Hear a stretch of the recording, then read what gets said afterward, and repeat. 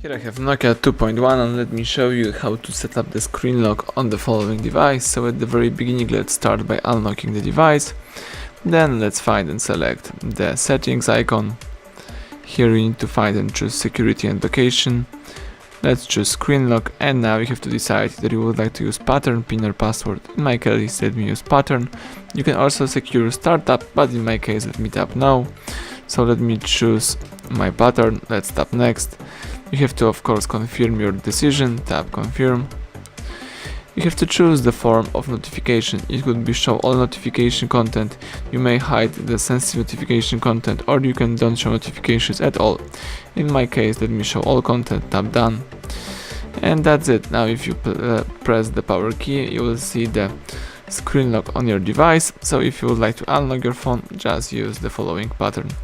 So everything went well. Thank you for watching. Please subscribe our channel, leave thumbs up under the video.